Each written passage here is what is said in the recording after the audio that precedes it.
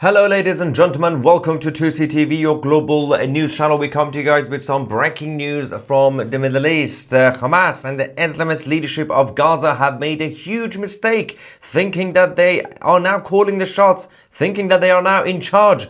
Well, the Israeli Defense Forces have launched the latest attack despite the ceasefire. This is, of course, following the yellow line violation by the Palestinian in Gaza. The American troops have also arrived in the Middle East. We also do have our live feed from Khan Yunis in the Gaza Strip as the Egyptians are helping to essentially bring some order to the area. They are sorting out the rubbles. They are basically cleaning up the absolute mess that Hamas have left behind. Now, I'm going to give you guys the actual latest update on what we're actually dealing with, and I'm going to get your reaction live as usual. First things first, how did this even start?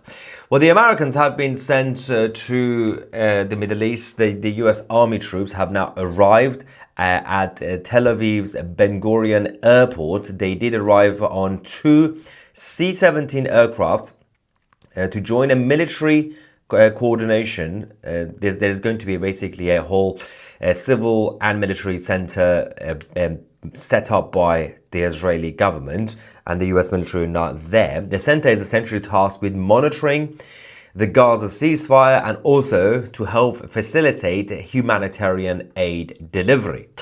Now, while this was going on, the Gazans, well, Hamas are refusing to disarm. President Trump has already sent out his final ultimatum to Hamas. But the US military being there to monitor the situation, we are already receiving a bit of a green light by the White House that the Israeli Defense Forces could go in and finish the job again. But Hamas have now come back out with some set of conditions, including, for example, Israel to give up its nuclear.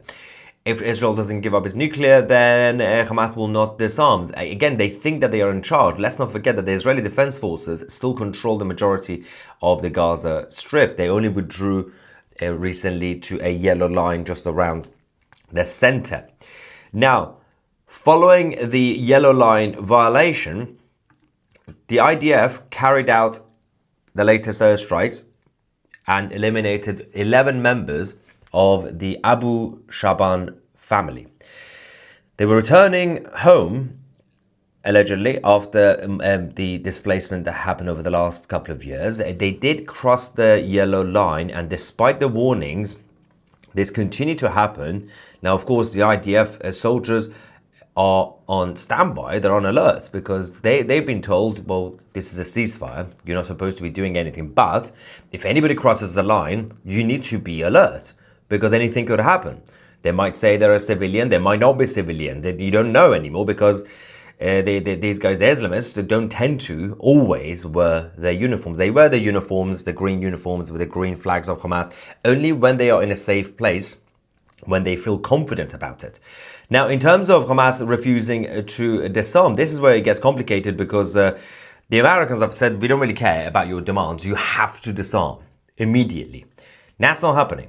Now, senior Hamas leader Mohammed Nazal, who's part of the political bureau of Hamas, has now said in an interview that it really depends on what we agree if you want us to disarm. It depends on the details. Let's quickly go to that interview. So yes or no, will Hamas give up its weapons? لا أستطيع الإجابة بنعم أو لا بصراحة. هذا يتوقف على طبيعة المشروع. مشروع نزع السلاح الذي تتكلم عنه، ماذا يعنى به؟ disarm. لمن سيسلم السلاح؟ لماذا يسلم السلاح؟ طب في سؤال، هل الإسرائيليون سيسلمون السلاح النووي الموجود داخل الكيان الصهيوني؟ I don't know if this guy didn't get the memo on what the plan is for Gaza. by President Trump and the new committee that's going to be set up. He says, well, who do we give the weapons to? We know you know. And then he says, why? Why? Because you were getting hammered. You don't really have a proper leadership in terms of commanders on the ground. So they think that they can still pretend to hold some leverage. They don't. One issue is that with the US military now being on the ground in Israel, J.D. Vance has now also been is going to be sent to the Middle East. J.D. Vance said the vice president is now flying to Israel on Monday to essentially sell the next phase of the peace plan. This is the part where Hamas will have to get disarmed. And then somebody else, the committee will be set up to run the Gaza Strip. Now, this is supposed to be diplomacy, but J.D. Vance is there on behalf of the White House to put pressure on Gaza to release the hostages' bodies, to get Hamas to end the war, and to stabilize the region. The regime change is guaranteed by the White House. They've said we are not going to allow things to go back to normal. This is regime change in Gaza. Now, majority of the time, Hamas have been busy fighting against the other tribes in Gaza. They are struggling, apparently, to find the remains of the dead hostages. But they have enough time to send messages to the White House. They've now called on President Trump and the mediators, including Qatar and Egypt and Turkey, to bear some responsibility by monitoring Israel's violations and basically forcing Israel to respect the ceasefire agreement. That's not really a surprise because that's usually the tactic used by the Islamists in general. It's taqiyya, they lie all the time. They say that Israel is breaking the ceasefire. You do realize 3 of the members of the mediators team are Egypt, Turkey, and Qatar. These 3 countries don't like Israel. They don't like the Jews. Are you telling me if Israel were to break the ceasefire, these guys will be okay with it? No, they're going to kick off. They're going to go to President Trump saying, oh, the whole deal is now off. They know that it's not the IDF breaking the ceasefire. They know that Hamas are refusing to disarm. Hamas are refusing or failing to deliver the remains of the dead hostages. And they know that there are enough Gazans who are walking around, either intentionally or unintentionally, crossing the yellow line, which is the line where the IDF has withdrawn into. Now, there is a lot of warnings every few minutes in the area about where you can or can't go. But they keep doing it. And the IDF soldiers are standing there saying, go back. If they don't listen, well, it could pose a threat to not just the IDF soldiers, but to the whole of the deal. Now, Hamas are under pressure, so they have actually managed to release another set of remains. So they have now handed over another dead hostage via the Red Cross. The bulldozers are digging through the Gaza's rubble, and they're recovering more. There's support coming from the Turks, but also mostly the Egyptians who are now on the ground with their bulldozers. The Israeli officials have said that the family of the deceased would be notified after a formal identification process. So we don't actually have any guarantee that the latest remains that have been delivered via Red Cross by Gaza is actually even an Israeli hostage. I mean, it could be. They are desperate right now, so they're going to have to go around, ask around, find out where they've been keeping their dead bodies. This is now the 10th body that has been returned from Gaza to Israel this week since the ceasefire started. But obviously Hamas are still violating the ceasefire, mostly because they're not even disarming, and they don't seem to be giving up, even though they still don't control the Gaza Strip. They are pretending that they are back. They're pretending that they are in full control of Gaza. You're not. The IDF is still there. They're just behind the yellow line. And that yellow line could disappear if you continue. The attacks will continue. Now, there is also a situation right now near Yemen, where the Houthis are based. The Houthis have said that they are not giving up the fight. They are still at war, not just with Israel, but with the whole of the Western world. And they said that they will continue to act like pirates, and they will continue to disrupt the commercial line of the vessels. And we have now received an update that 26 crew members of a vessel believed connected to the United Kingdom have now been evacuated from an oil tanker that has been attacked by the Houthis in Yemen. The rescue operation is still ongoing. Now, the Houthis haven't, as I said, they haven't just attacked multiple times the state of Israel. They've also constantly attacked all the other countries. They attack their vessels, they kidnap people, vessels from the Netherlands, Australia, Britain. And it's fascinating that the governments of these countries don't seem to care when an enemy is attacking their citizens or their business interests. They don't care. And then they're surprised when one country gets attacked, and that is Israel. And when somehow Israel decides to respond, they say, whoa, an enemy attacked you, and you want to fight back. Really? Why?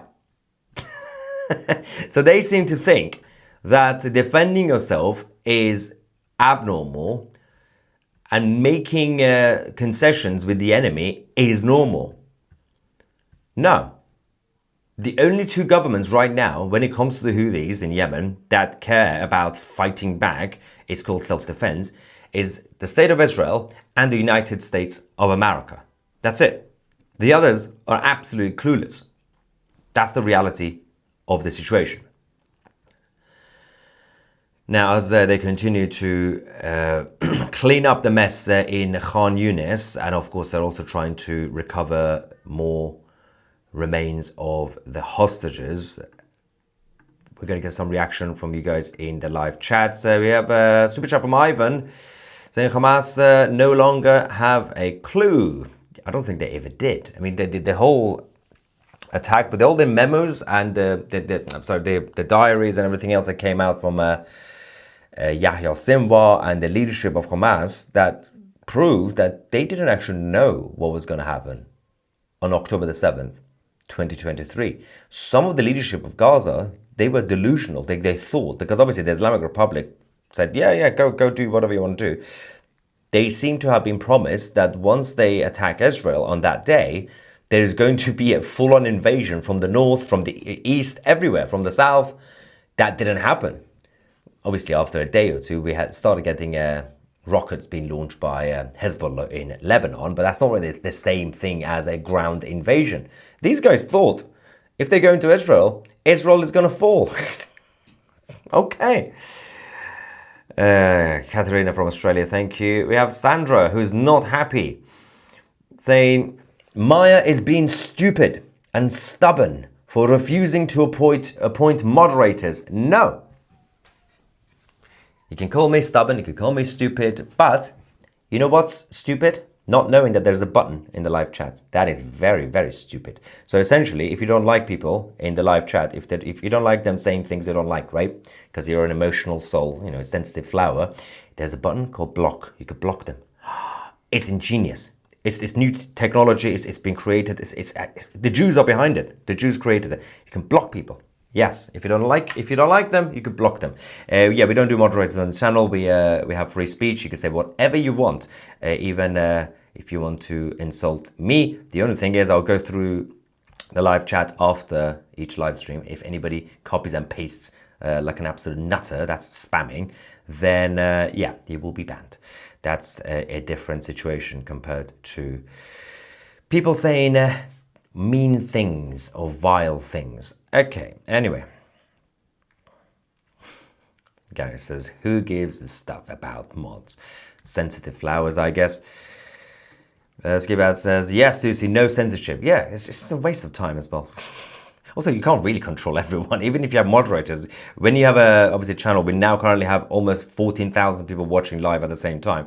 Do you realize you're going to need an army of like at least 10 to 20 moderators to go around police people's words? Really? Susan says, I get blocked by Muslim channels that pop up on my feed all the time. You get blocked, or you block them. That's a whole different thing. She says, were you that dude on Sahar TV? I might be wrong. No, Sahar TV was the dude on this channel a few days ago. Yeah, so he came on my channel on Tousi TV, and obviously he was great in terms of giving his assessment of the whole situation, the so-called peace deal. I think he might have probably posted clips of that interview on his channel. That's probably why you assume it was on his channel. He's a great guy, by the way, good friend of mine. He's kind of funny as well.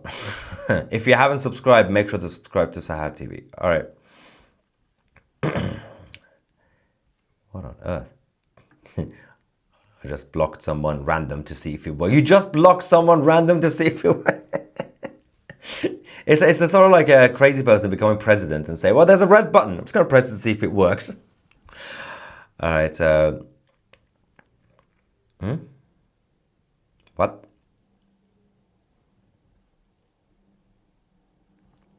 Who? What?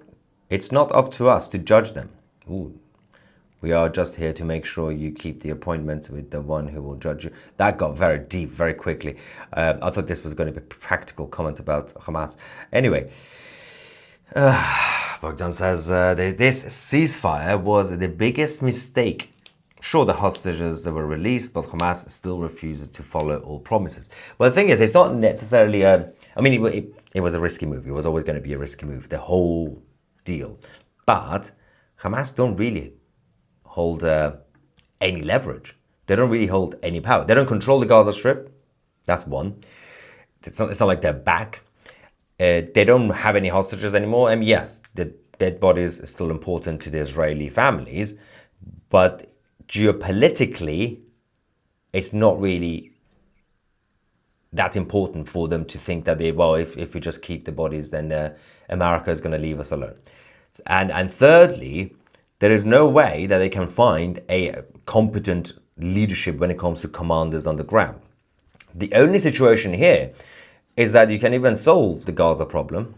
Obviously, the American troops are now in Israel. They're going to be joining the military and civil coordination center that's been set up by Israel and President Trump in the Middle East. But the reality is, it's about the deeper problem.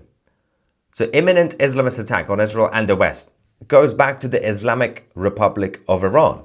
It's not even about Gaza. It's not even about a bunch of Hezbollah interns in Lebanon.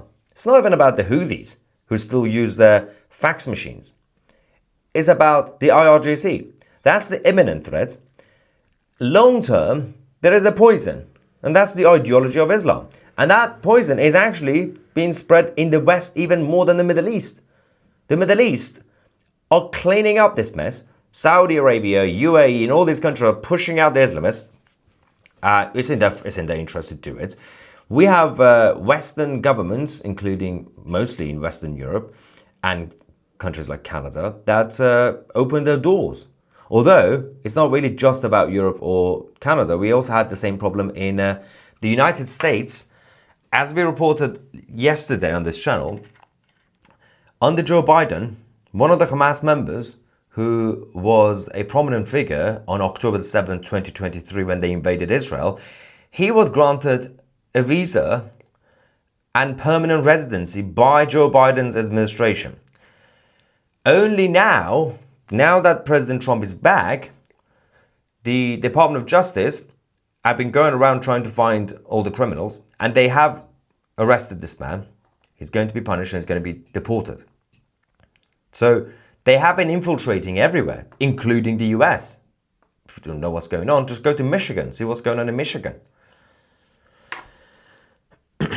Anyway, so those guys still doing this. They're fine because they are within the yellow line zone, so there are not going to be any attacks on these guys. If you cross the yellow line, like earlier on, the 11 Gazans that did, of course, if you don't listen to the warnings, then you will be attacked, because that's part of the agreement. It's not really a surprise. Blue Sapphire says, Tousi TV, do you think now that American soldiers are on the ground and should, God forbid, they get attacked, America will become aggressive? Well, firstly, I don't think it's unlikely that the American troops will get attacked. I know you never say never, but I think the reality is that they're going to be. It's mostly also symbolic to show strength that we are there. You know, they said it's just diplomacy. We're just there to coordinate peace. We're just there to monitor the ceasefire. But obviously, if one American soldier is injured, just a paper cut by Hamas or the Islamic Jihad, oh, President Trump is going to go mental. Rightly so, by the way.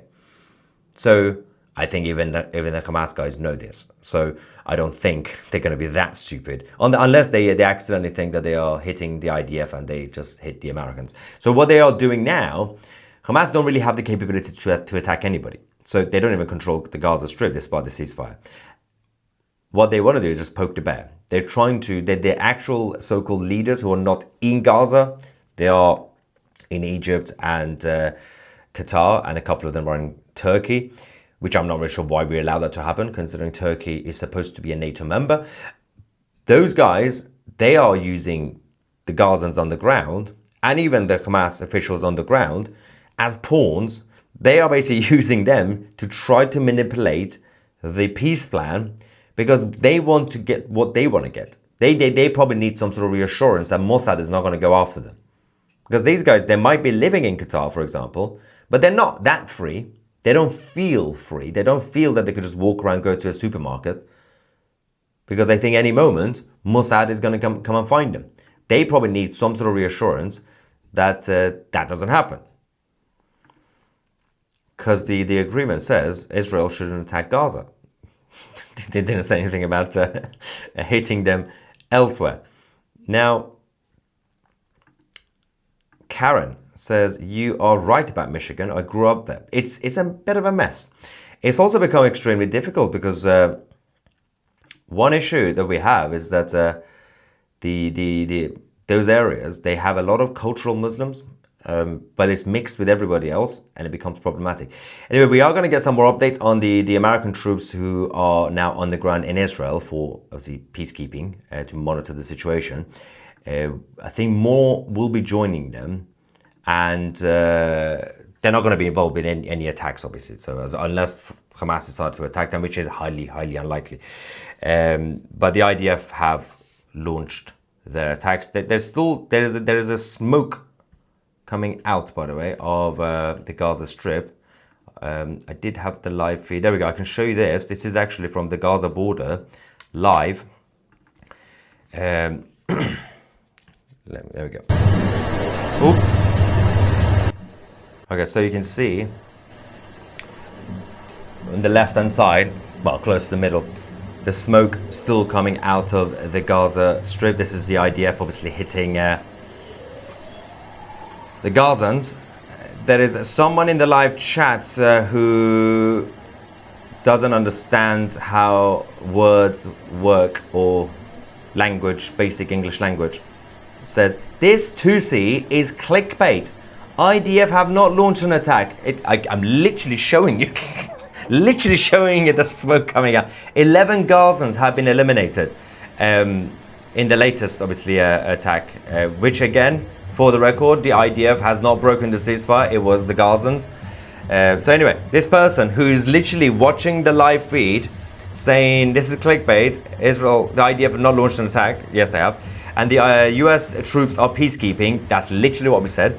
And support only not in Gaza, though. Yes, that's what we said. They are in Tel Aviv, and they are there for the Military and Civil Cooperation Center to monitor the ceasefire. So if you pay attention to what's actually being reported, and also what's in the title, and what's literally down here in the rolling ticker, it's not that difficult to understand news. But obviously, if you're an idiot, then I can't really help with that. Right, so yeah, literally, arrive in Israel to monitor the peace deal. That's literally what it says on the screen. Oh my God. So yeah, the smoke is still coming out, but apparently, according to some people, that smoke is probably just Gazans cooking food. They're just cooking dinner. We also have Keith, whoever names their kids Keith should be punished. Keith Stone says, "You are an effing liar." Literally showing you the live footage. Again, Keith got bullied at school. That's what happens.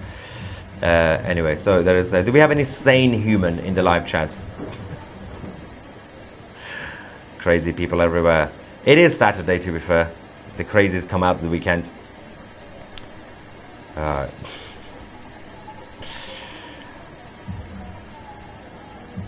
Oh my God, we got more crazy people. Luna. There are no American troops fighting in Israel. Nobody in the media has said there are American troops fighting in Israel. Why on earth would they be fighting in it? They are there to observe, to make sure Turkey and Egypt can't lie about who is violating ceasefire. Stop the BS. Are these people all retarded? Literally, this is crazy. I mean, it's not that difficult to understand what's actually going on the ground. And if you actually listen to the report, you do realize why I'm getting grey hair slowly, because I have to deal with absolute insane humans every single day. Time to build the greater Israel. I'm Israel. The thing is that this whole greater Israel idea is lunacy, because if Israel were to gain more territory, like part of Jordan and Syria or whatever, that's just causing more trouble for the Israelis. It's a bunch of weirdos in those crazy places. That just means you're just inviting more jihadis to your country. It's a terrible, terrible idea. Also, Israel doesn't need that much land anyway. Give that to the Persian Empire when Iran is free. Simple. And a bit of it to the Greeks. If the Greeks want to bring back their empire, I don't mind, as long as they don't get drunk and do weird things again. That's how they got destroyed last time. Although I can't talk, because the Persians were also, basically the Persian Empire also lost their empire because they got drunk all the time and they gave away their land almost voluntarily. Tousi, you're doing great service. Disregard the dumb. Disregard the dumb. I try, but they are also quite entertaining. So I don't mind. It's kind of fun.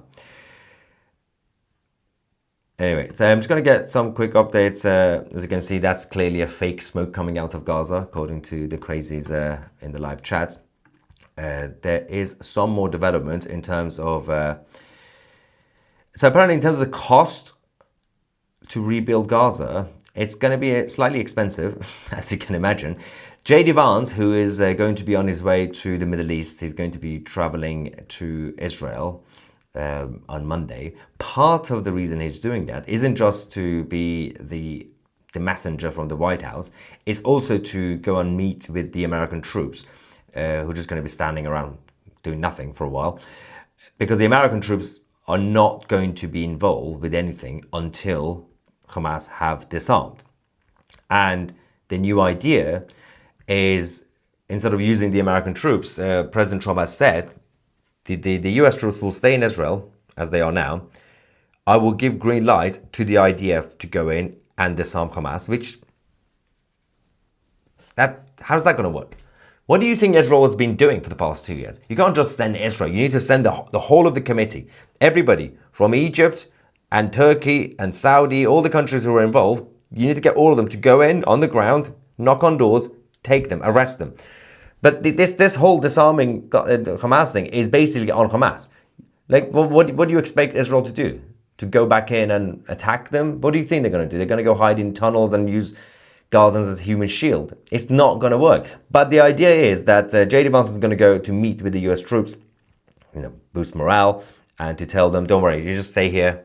Eventually you're going to be used. Once Hamas have disarmed, the Americans could go in to deliver aid and to help with the next phase, to basically get the IDF to withdraw from that yellow line to the second line, and then they can continue. So for now, the US troops will just stay around waiting for something to happen, or someone tell them to do something.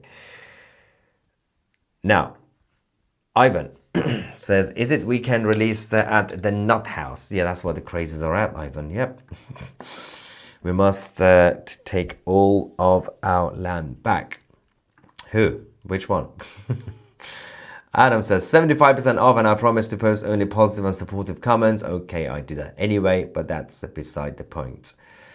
Have a great day, Tousi. I am not giving you a 75% discount, but what you can get today is 1 month free if you join Tousi TV Plus to get complete access to the channel. You can scan the QR code or just go on directly Tousi.tv or find the link in the description. If you join as an annual subscriber, you will get the 1 month free membership and you get full access to documentaries, podcasts, interviews, chat forum, original series, and much more. And you can see a phone on the thing. That means you can download the Tousi TV app from your app stores as well. Every time Adam says 75%, it just reminds me to do a bit of a plug for Tousi TV Plus. Pamela says, I am spreading this channel among friends in the US for truth backed by film and knowledgeable hosts. Yeah, every time we say something, we give you guys the actual either footage or the evidence of statements. So, you know, if you're going to look at the smoke in Gaza and say, nothing is happening in Gaza, the IDF have done nothing. They are hitting back because some of the Gazans are absolutely mental. Anyway, ladies and gentlemen, we're going to take a break because in less than 2 hours, if you're watching live, so it will be 4 p.m. UK time on Saturday, the 18th of October, we are going to be joined by a special guest on this channel to talk about the threat of Islamism and anti-Semitism in the West. We will be joined by the Shadow Justice Secretary in the UK, Robert Jenrick, who will be obviously talking about all that and especially what's going on with the Israeli football fans being banned in Birmingham for the Aston Villa game. Thank you so much for watching. I'm Maya Tousi and we are the media.